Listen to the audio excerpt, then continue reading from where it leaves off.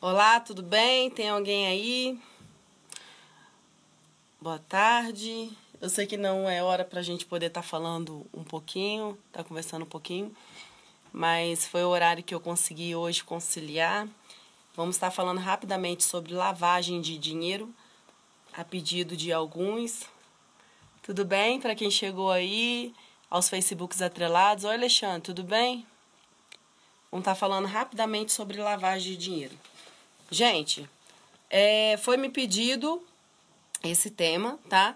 E todos sabem também que a minha página, meu Facebook, tem um viés, 3 viés na verdade, né? Pedagógico, jurídico e terapêutico. E hoje, mais uma vez, nós iremos fazer uma live com o cunho jurídico, tá? A pedido, vamos estar falando sobre lavagem de dinheiro rapidamente. E a minha linguagem, ela é bem assim, bem popular mesmo, sabe? Pra gente poder alcançar todas as pessoas de todos os níveis. E essa é a intenção do Facebook, da minha live, de agregar conhecimento, por mínimo que seja, uma contribuição que seja, para que todos alcancem, em uma roda de conversa para que possam fazer adendos, para que possam fazer a sua pequena contribuição, né? Possa ser capaz, né, de intervir e de fazer uma colocação bem construtiva, bem argumentativa. Então eu trago aqui venho trazer uma linguagem, como sempre, né, do dia a dia mesmo, para que as pessoas alcancem, tá certo? Então vamos lá, vamos estar falando sobre lavagem de dinheiro. Para aqueles que não sabem o que é lavagem de dinheiro, tá? Vamos imaginar uma roupa sendo lavada, né? Uma roupa suja que a gente coloca para lavar. Então, lavagem de dinheiro mais ou menos seja isso, né? É isso. É uma roupa suja, ou seja, um dinheiro ilícito, um dinheiro sujo, de procedência suja, que nós falamos, né? E ali ele foi lavado, né? Entre aspas. Ele tornou-se o quê? Limpo, né? Porque logo ele foi lavado. Vamos dizer assim, né? Fazer essa colocação. E como que a gente faz lavagem de dinheiro, né? A gente faz a lavagem de dinheiro através, vamos supor, a pessoa assalta e lava o dinheiro abrindo uma empresa, né? De forma lícita, ou seja, assim, né? Ao ver de forma lícita, ao ver de forma legal, ao ver de forma limpa, mas a procedência em si daquele dinheiro é sujo, é ilícito, né? É produto de crime. Tá certo? Aí foi um exemplo bem assim, mais ou menos, pra gente poder entender, né? Que é aquilo que eu falei que eu quero alcançar todos os públicos, né? E a lavagem de dinheiro, a gente vai ver aqui no discorrer da live, que ele é um crime acessório, tá? Ele é um crime acessório por quê? Porque ele está sempre em decorrência com outros crimes. Com outros crimes ou até mesmo contravenção, né? Então ele anda de acessório. Quando a gente coloca uma roupa, a gente coloca um acessório. Qual acessório? Brinco, relógio, né? Para todos entenderem. Então esse acessório, essa acessoriedade que nós falamos, é que o crime vem associado, ou seja, traz um acessório a mais com ele, né? Ou seja, se eu roubei e abri uma loja de forma lícita, de uma forma limpa, então aquele dinheiro com que eu abri a loja era um dinheiro sujo. Então logo tem um crime acessório, ou seja, um crime antecedente a esse de lavagem de dinheiro, tá certo? A expressão lavagem de dinheiro, ela é muito interessante, tá? Ela nasceu lá nos Estados Unidos. Por quê? Porque a polícia de lá pegou vários dinheiros ilícitos, né, sendo lavados, né, ou seja, abrindo empresas de forma lícita, tentando passar, né, aquela ideia de que o dinheiro era limpo, de que o dinheiro era lícito, através de aberturas de lavanderias. Então, aí nasceu o nome lavagem de dinheiro. Oi, Barbosinha, tudo bem, querido? Então, aí nasceu esse termo lavagem de dinheiro, porque lá nos Estados Unidos as pessoas abriam lavanderias, né, para lavar o dinheiro, ou seja, um dinheiro que era sujo, ilícito, produto de assalto, produto de roubo, produto de extorsão, de estelionato, que seja, e a pessoa, né, lavava o dinheiro. Então, surgiu esse nome lavagem de dinheiro e ficou por conta das lavanderias que eram abertas, né, de forma lícita, assim, né, entre aspas, mas procedente de matéria ilícita, tá certo? Já em Portugal e Espanha, utiliza a expressão branqueamento de capitais. Então, se vocês ouvirem aí por Portugal, Espanha, branqueamento de capitais, essa é a expressão de lavagem de dinheiro, tá bom? E lavagem de dinheiro nós podemos também dizer que é lavagem de capitais também, tá? Tem esse sinônimo também. Coloquei aqui também que a finalidade dessa lavagem de dinheiro é o quê? É tornar o que é ilícito, ou seja, um dinheiro sujo, em um dinheiro limpo, né?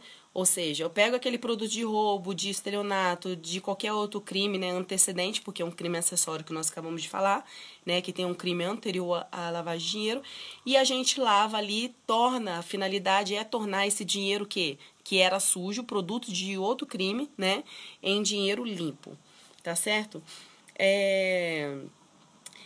Para se resumir em lavagem de dinheiro, não precisa ter um vulto grande de dinheiro, tá? Não precisa ser aquela fortuna, né, para caracterizar a lavagem de dinheiro, né? A justiça não delimita, né, o mínimo nem o máximo, tá certo? E eu coloquei aqui também uma grande curiosidade, que é a lavagem de dinheiro, que nós estamos falando, é diferente de produto do crime. Por quê? Tá? Embora tenha ali o produto de um crime, né, antecedente, nós falamos que é um crime acessório, né, porque vem um crime antes para poder depois estar se lavando dinheiro, mas lavagem de dinheiro é diferente de produto do crime. Por quê? Lavagem de dinheiro tem a forma oculta, né, tem a forma dissimulada, ou seja, se eu pego um dinheiro que era sujo e eu lavo esse dinheiro abrindo uma empresa, né, aos olhos de muita gente limpo, né, esse dinheiro se torna limpo, então quer dizer, há uma ocultação, há uma dissimulação, ou seja, eu compro, eu invisto aquele dinheiro, eu oculto aquela forma ilícita do dinheiro. Então, por isso que lavagem de dinheiro é diferente de produto de crime, porque o produto de crime, ele não tem essa dissimulação, ele não tem essa ocultação. Um exemplo, um traficante, ele vai lá e compra a casa dele, vai lá e compra o carro dele, ostenta, ele faz o que ele tem que fazer. Então, preciso que vocês entendam isso. Embora lavagem de dinheiro, crime acessório, traz um crime precedente, ou seja, ser produto de crime, tá certo? Antes dessa lavagem de dinheiro, mas lavagem de dinheiro é diferente de produtos de crime, que nós falamos aqui, porque a lavagem de dinheiro tem a ocultação, né? Tem a dissimulação, ou seja, eu quero esconder, né, o que era ilícito para tornar lícito. Já o produto, né, do crime, eu não preciso dessa dissimulação e nessa ocultação. Eu saio comprando, ostentando, tá bom? E eu trouxe aqui para vocês também a geração de leis de lavagem de dinheiro, que na verdade são 3, tá? Tem a primeira geração, a segunda e a terceira. A primeira geração só a terceira é adotada pelo Brasil. A primeira geração de lavagem de dinheiro incube-se ao quê? O único crime antecedente era o tráfico de drogas. Ou seja, essa corrente não é adotada pelo Brasil, tá certo? Por quê? Porque essa corrente entende, ou seja, essa geração entende, que o único crime antecedente à lavagem de dinheiro, antes da lavagem de dinheiro, era o tráfico de drogas. Então, o Brasil não adota essa corrente, tá? Porque eu já disse aqui que lavagem de dinheiro é um crime acessório, tem um crime antecedente antes de lavar esse dinheiro, né? Antes de tornar ele lícito, ele limpo, mas não necessariamente é só o tráfico de drogas. Então, o Brasil não adota essa corrente, tá certo? Da primeira geração. A segunda geração é o crime antecedente, tinha-se lá o seu rol taxativo, antes de 2012. Ou seja, tinha ali como crime de lavagem de dinheiro é acessório e vem um outro crime. Por que eu estou sendo redundante? Porque tem gente leigas aqui, né? E a minha página tem esse cunho, tem esse viés de levar informação para todos, para que todos compreendam, tá certo? Então, repetindo aqui, por que o Brasil também não adota segunda geração? Porque o crime antecedente tinha-se um rol antes de 2012, né? Ou seja, tinha tal crime, mais a lavagem de dinheiro, para se caracterizar a lavagem de dinheiro, tá certo? Então, hoje não tem necessariamente taxativo como tráfico de droga, então não adota a primeira geração, e a segunda geração que agora não tem um rol taxativo para crime precedente, para ser um crime acessório, para ser somado à lavagem de dinheiro, tá certo? Então, hoje, o Brasil ele adota a terceira geração, ou seja, o crime acessório, ou seja, o crime antecedente, pode ser qualquer delito ou contravenção penal, tá certo? Então, não tem um rol para dizer, ó, tal crime tem que estar junto com o lavagem de dinheiro para se caracterizar a lavagem de dinheiro. Não, tá? Pode ser qualquer crime. E lembrando que lavagem de dinheiro e o crime antecedente são crimes autônomos, tá? A gente vai ver aqui no discorrer, eles são independentes. Embora há um crime acessório, mas são autônomos na hora de responder. Ou seja, não necessariamente quem vai responder por lavagem de dinheiro vai responder pelo crime antecedente. Porque não necessariamente ele participou lá atrás, mas ele pode ter vindo participado agora. Tá certo? Então, nós saímos aqui das 3 gerações e agora nós vamos entrar nas 3 fases de lavagem de dinheiro.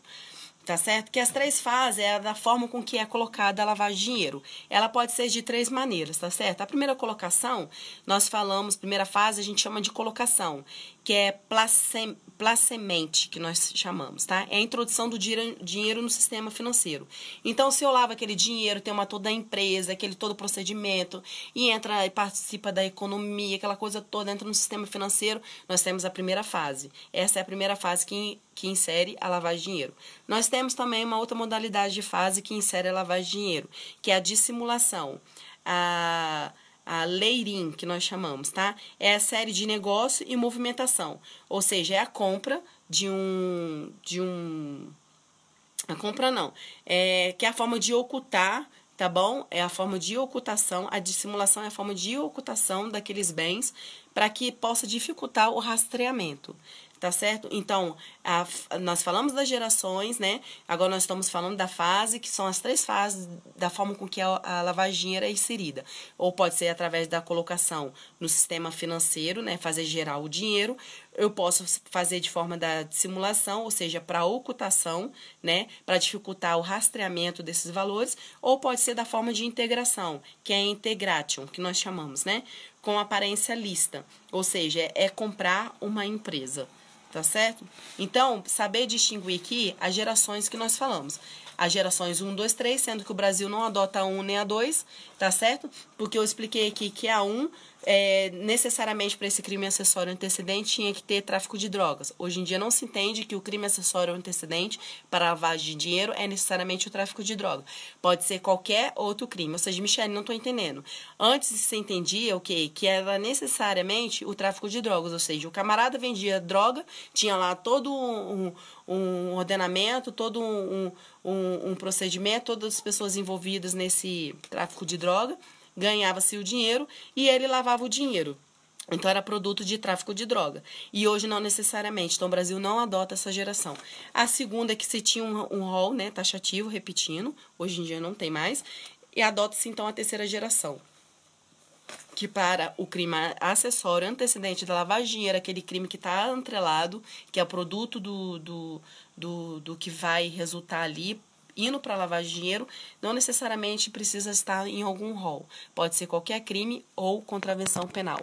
Quero agradecer a quem está aqui, Alexandre, Barbosinha, L, Júnior, tudo bem, meus amores? E os outros Facebooks atrelados. É bom para vocês poderem entender um pouquinho, porque numa roda de conversa vocês podem inferir alguma coisa, né?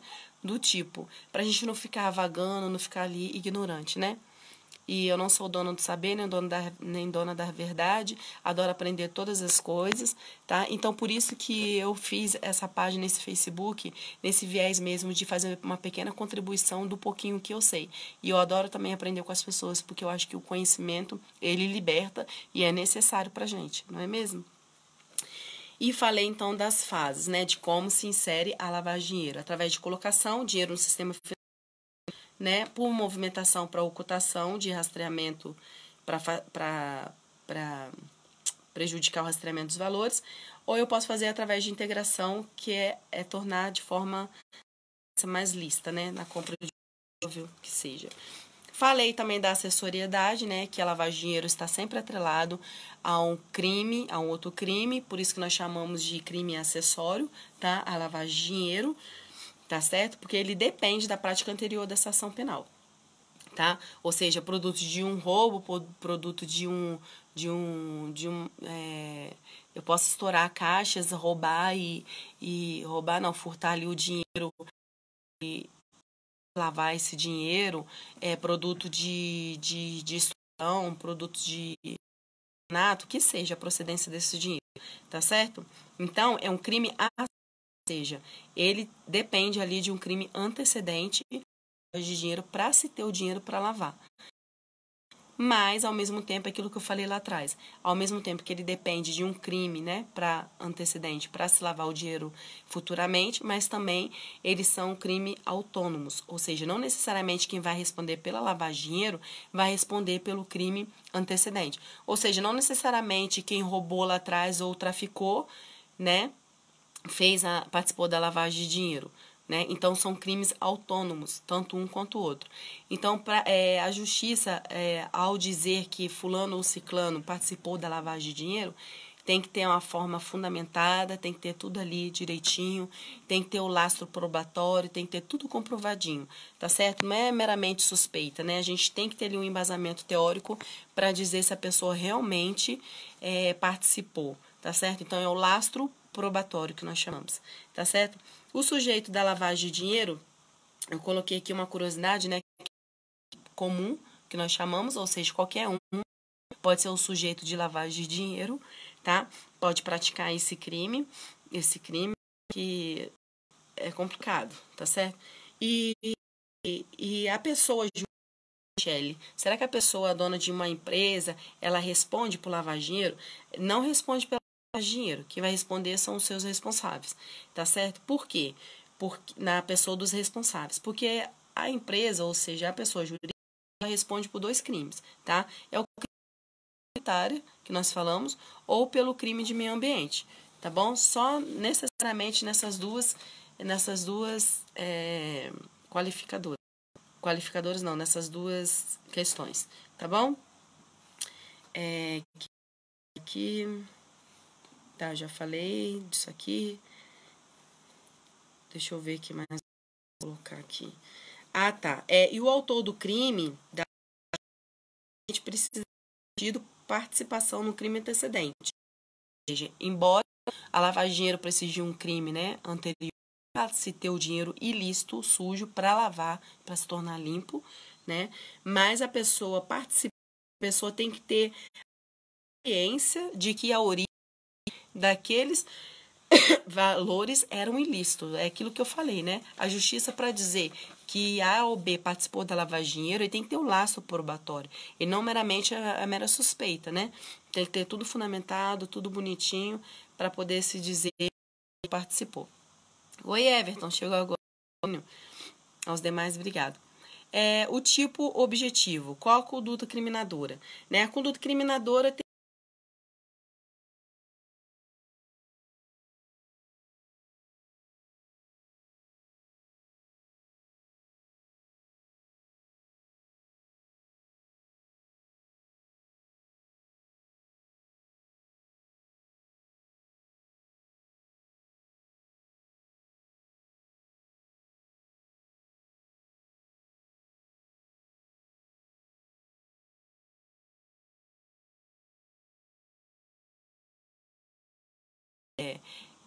voltou a internet, estava meio fraca, apareceu aqui para mim. Mas vocês me entenderam até agora? Acredito que sim, né? Tomara.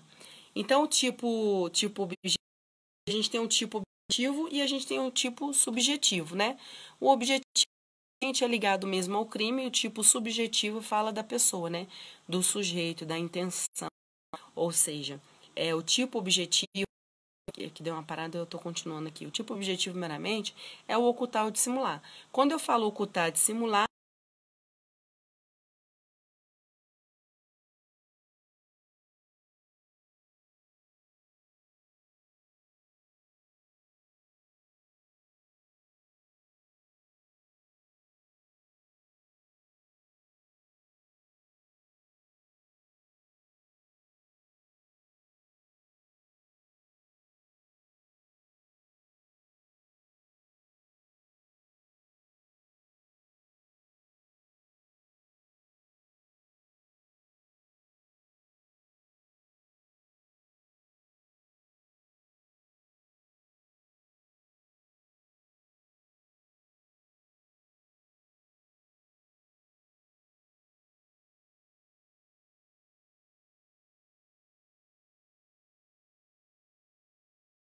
integra o tipo penal. Enquanto eu estou ocultando, simulando, né, faz parte da lavagem de dinheiro. Cortou novamente aqui minha conexão. Então, eu disse aqui que quanto o tipo objetivo, o ocultar ou dissimular, está ligado ao crime permanente. Porque enquanto eu estou ocultando, tá, ele se propaga no tempo. Então, por isso que ele é permanente. Um exemplo que eu tinha dado, não sei se a internet cortou, porque deu fraca conexão, é o crime de sequestro. Ele é um crime permanente, ou seja, ele perpetua no tempo. Enquanto aquela pessoa está sendo sequestrada, enquanto aquela pessoa está ocultada, está escondida, está sob o meu poder, tá certo? Há um crime permanente. Então, está se propagando no tempo aquela permanência, aquela ocorrência. Então, dissimular e ocultar, a ocultação e a dissimulação de lavagem de dinheiro é um crime permanente, tá? É um crime também de ação múltiplas, por quê? Porque várias condutas, tá certo? Em um só artigo. Então, é de ação múltipla. O tipo subjetivo, porque eu falei aqui que lavagem de dinheiro traz um tipo objetivo e um tipo subjetivo, tá? É só lembrar aqui, para quem é leigo no assunto, quando a gente fala tipo objetivo, nós estamos falando do meramente isso, crime, que nós já descrevemos aqui, que é ocultar, dissimular, tá certo? E nós destrinchamos aqui e dizemos que é um crime permanente, um crime material, um crime de ação múltipla. E quando nós falamos do tipo subjetivo, do tipo subjetivo, nós estamos falando do, vamos dizer assim, tá? Para vocês poderem internalizarem melhor no assunto. Ou seja, a gente vai estar falando da intenção, tá bom? Do sujeito. E aqui só cabe meramente o porque não tem como eu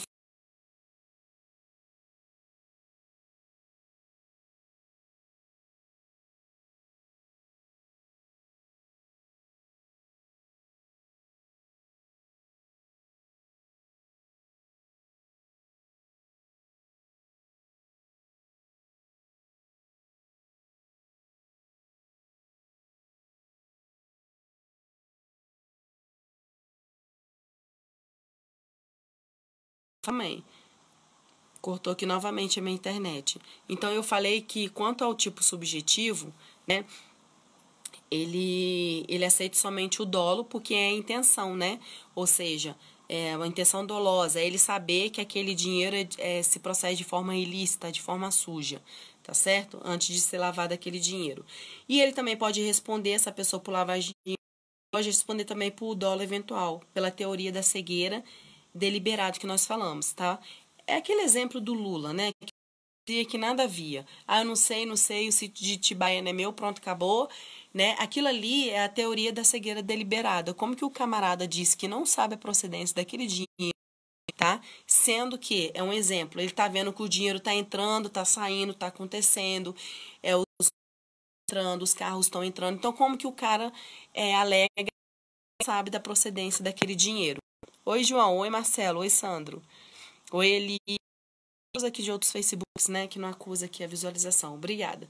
Então, nós chamamos que é a cegueira deliberada, tá certo? Então, ele pode responder tanto pelo dolo quanto pelo dolo eventual, mas nunca pela culpa, porque não tem como você dizer na lavagem de dinheiro que aquela pessoa não sabia que aquele produto de crime não era ilícito, não era sujo, tá certo? Mas quando você diz que aquela pessoa, repetindo, né, fazia parte da lavagem de dinheiro, você precisa, né, dizer qual é a parte que a pessoa ali contribuiu, qual é a pessoa ali enquanto se incorria em crime, se era autor, se, né, se era o mentor, aquela coisa toda. Tem que ter o laço probatório, ou seja, tem que ter a comprovação de tudo. Não pode meramente dizer, né? Tem que provar que a pessoa tinha ali, sim, o dolo, ou seja, a pessoa sabia da procedência ilícita desses bens, tá bom?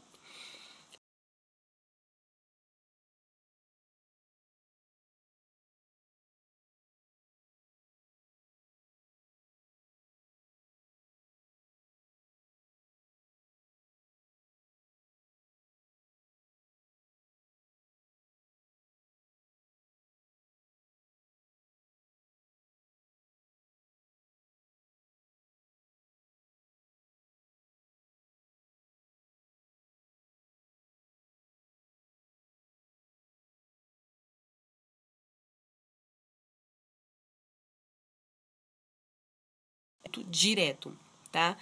Então, objeto material se pode em duas procedências: o produto direto e o produto indireto. O produto direto não necessariamente precisa de um ato posterior.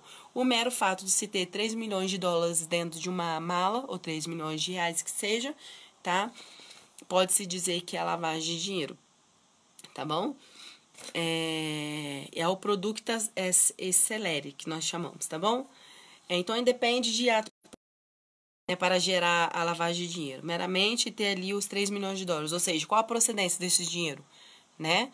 Ou seja, já se deixa ali, né, entender que houve um crime precedente, né? Porque onde nasceu, onde brotou esses 3 milhões de reais dentro de uma mala, tá certo? Então, é um produto direto que nós falamos dentro do que nós estamos falando aqui do objeto material de lavagem de dinheiro, tá? Quanto ao lavagem de dinheiro no que tange a produto indireto, o resultado é imediato do crime, ou seja, com a venda de um bem de origem ilícita. Ou seja, eu preciso ter a venda daquela empresa, eu preciso ter... eu preciso transformar aquilo para forma lícita. Então, é um produto interno. Eu preciso do fructus celerem, ou seja, eu preciso do fruto daquilo, eu preciso transformar aquilo, necessariamente transformar aquilo, tá certo? E quais são os benefícios que podem se resultar na delação desse crime, tá? A delação a gente sabe que é ir lá, vamos falar assim, né, a grosso modo para todos entenderem. Oi, Denilson, tudo bem? Nivaldo? Todos os Facebooks atrelados aqui que não acusam a visualização, muito obrigada. Então, já mudamos de assunto, saímos do objeto material. Agora, nós vamos falar sobre delação. Quais são os benefícios da delação nesse crime de lavagem de dinheiro, né? Delatar, dedurar, né? É o dedo duro, vamos dizer assim, né? Para você ir lá, delatar, dizer que você sabe o que aconteceu, né? Que houve crime de procedência ilícita que gerou uma lavagem de dinheiro, é aquilo que eu falei. Não necessariamente delatar, dizer lá a história da carochinha, tá? Tem que haver o laço probatório, ou seja, tá? Tem que respaldar, tem que fundamentar, tem que dizer coisas, novidades que a polícia não saiba, para que a sua delação, né, seja de fato, como se diz, seja de fato válida, né, para você ganhar os benefícios. E quais são os benefícios? É a redução da pena de 1 a 2, né, ainda podendo ser trocada pela pena restritiva de direito, não meramente ficar tendo a sua liberdade privada. Você pode ter a pena restritiva de direito, tá? Mas lembrando que o laço probatório, se você não tiver o laço probatório, você não puder comprovar aquilo tudo que você está falando, aí a denúncia se torna inepta, ou seja, o juiz não entende aquilo e não acata aquilo como denúncia, né? Então, não tem como você provar, tá?